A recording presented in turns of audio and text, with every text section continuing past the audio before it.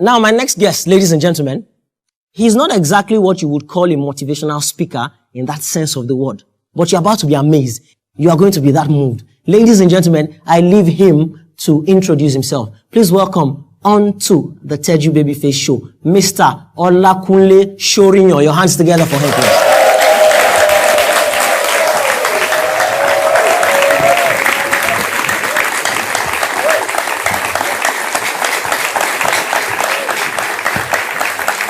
Great to see you.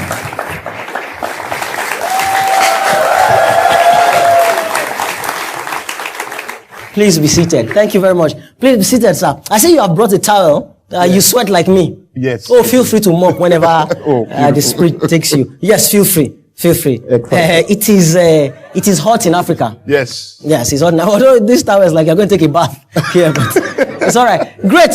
Put your hands together one more time for Mr. Shorinyo. All right, Mr. Olakunle Shorinyo. At the risk of lumping you up and saying you're a motivational speaker, tell us, what exactly do you do? Well, I'm a total life management trainer, coach, consultant. I'm a social reformer. I'm a radio host. I'm a CEO. I'm a husband. And You're a father? I'm a father. And I love Nigeria. Oh, great. That's great stuff. Okay, so I was at this event, if you remember, some 4 years ago, where you gave this talk. And if I remember, the crux of the matter is that before then, I'd always thought that it was necessary for people to be able to speak English, at least the way that I do. Yes. Because around here, if you don't speak English like that, then you're considered an outcast and people will laugh at you. Correct. And before then, I'd only heard 2 other gentlemen ever talk about the need not to really know how to speak English. Fella actually said, because I don't speak big Oyinbo, you they tell me say I no civilized, I go shout you. Fella was against that. And Lagbaja too was like, if I fire, you fire, I don't care. Now the beginning of crazy, but I thought they were just 2 gentlemen on the other side of Afrobeat. So what did you say that day? I remember it, but I want them to hear. Yes. I want all of you to hear what he said. Yes. It's interesting. And I feel very passionate about this because I think that it's something that Nigerians need to begin to take a second look at. The idea is that a young friend of mine came to my house after about 7 years of not seeing him. He had come to meet with his brother, who was in from the UK and was staying with me.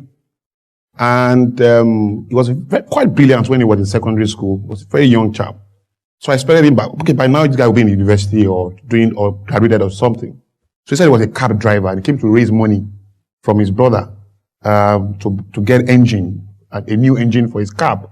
So I said, you're a cab driver, what happened? You were smart, you were intelligent, you had something going way back. You were doing well in school. He said, well, he wanted to study law and he never could pass English. He could pass about 3 or 4 other subjects, including economics, government, and some other, but he couldn't pass English. So I started thinking to myself, this guy could not pass English language. What language did he use to pass the other 4 subjects? Mm-hmm.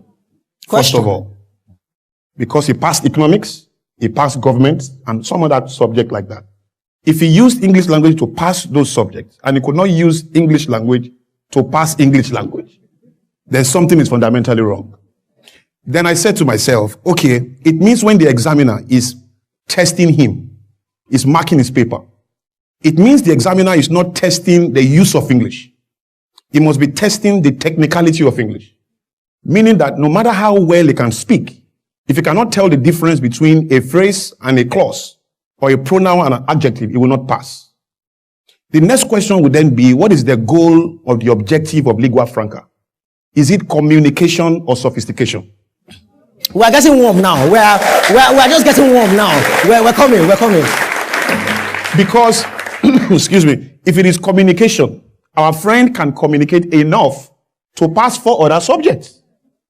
So it means that this guy he can communicate all he wants. If he doesn't meet the standards of technicality, then he cannot pass this subject.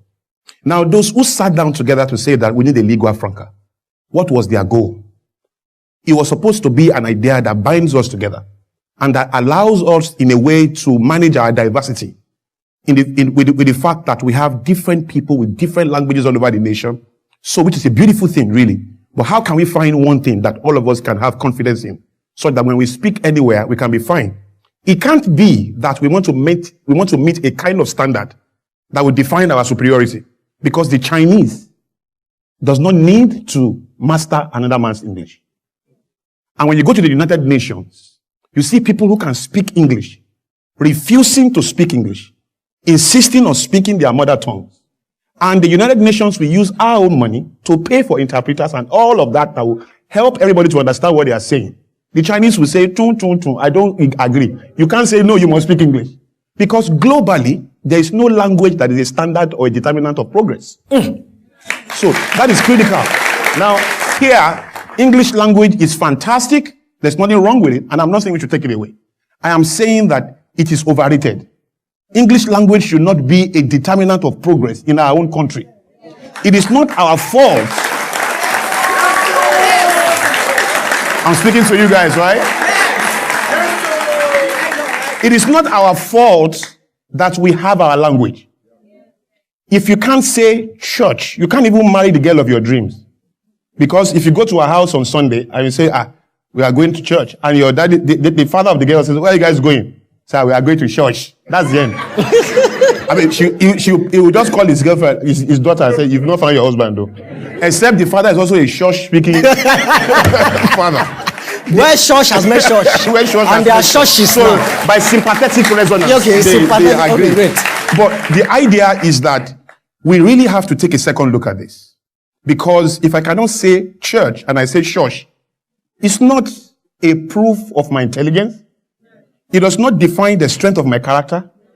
It does not show the credibility of my decency. And so the people who observe me must have another kind of education that allows them to move beyond the limits of container, which is what the tongue can do.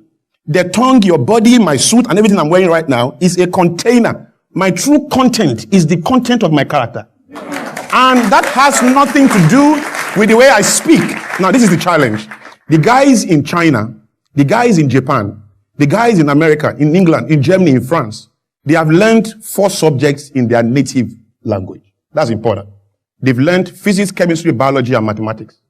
Those 4 subjects make everything that is in this room. Physics, chemistry, biology, maths made your suit, your computer, your watch, everything in this room. Everything in the world, they made it. Every other subject is either selling what they make, distributing it, protecting it, or doing something.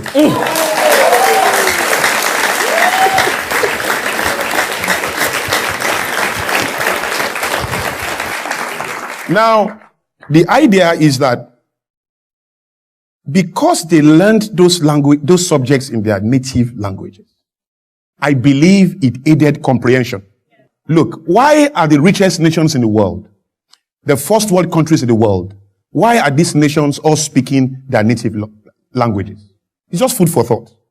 Why is it that lingua franca only exists in third world nations and nations that have been colonized? Is it not looking more and more like an agenda to keep us small? Because every time you ignore the gift of nature, you embrace another inferior fabric that in itself is artificial and cannot define your originality, your authenticity, and your strength. So,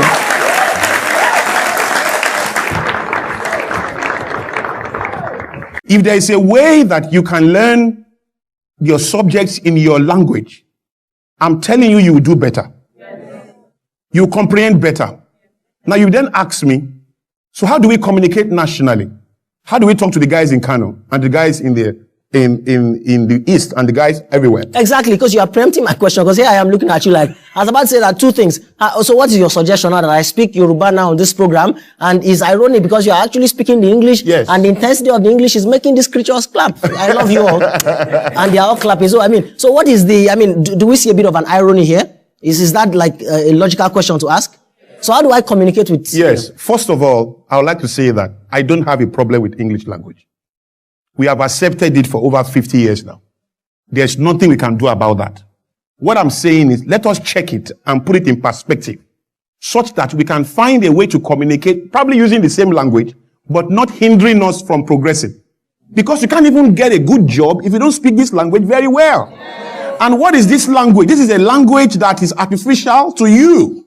Your nature is what is natural to you.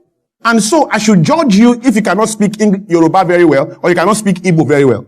Now, pidgin is not an embarrassment. Pidgin is the proof. Pidgin is the proof of a people's struggle with an original language. So there's pidgin French, there's pidgin English, there's pidgin Yoruba. Most of the Yoruba you speak is pidgin. There's pidgin Igbo. Pidgin is proof of a people's struggle with an original language. So there's pidgin in every language. Clemens Westhoff is supposed to be the Super Eagles' most successful coach. Meanwhile, Super Eagles is the only team in the world. I hope you know. Okay. So this Clemens Westhoff was a Dutchman. He came to Nigeria, spent some time here, won probably every competition, took us to the World Cup for the first time. But how does he speak? Tomorrow we play, Yekini score, we win. That's how he talks. When he's training, come, ball, move. That's how he talks. He never shared one correct grammar in all his years in Nigeria and after he left Nigeria and before he came to Nigeria. Are we on the same page? Yeah. But he was understood by his players. He won matches and did great stuff for the country, isn't it? But nobody complained. When he's talking to the media, he's always shelling. There's no day Clemens Westhoff does not share. Tomorrow we play Kenya, we win, score. That's how he talks. I'm come tomorrow from Nairobi, we go camp. That's how he talks. All right? But you understand that he's not an Englishman. You understand that he's Dutch. But I doubt if that's what you really understand. I think what you understood really is that he's white. And because he's white, you can forgive that imbalance. Because Shina Peter said, I wish you soonest recover. Some years ago. It took him time to recover from that error. A long time. The media finished him. Everywhere. If I get here and I say,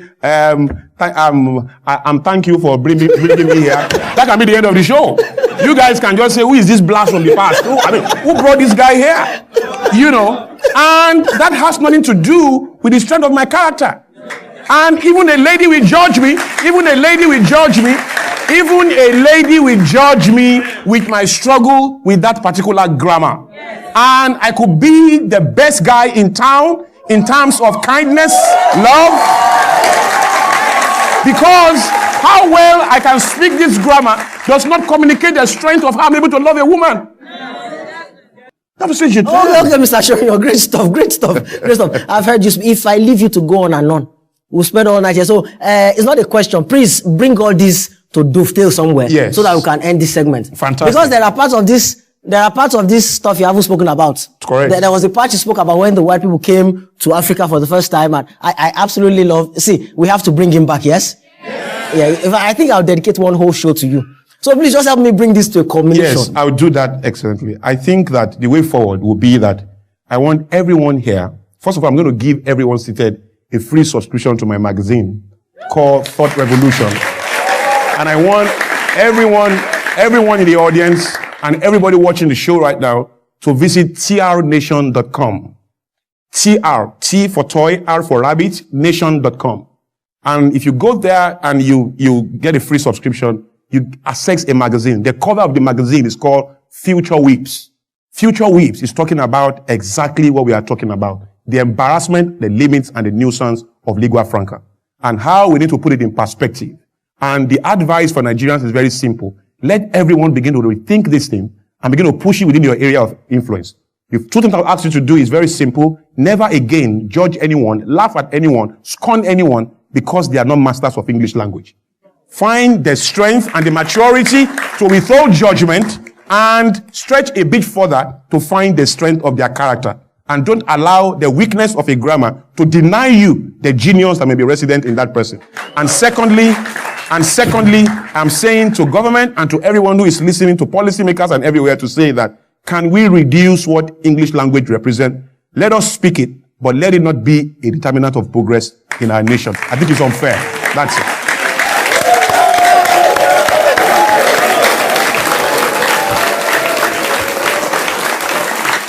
tọ́ ẹ ṣe gan.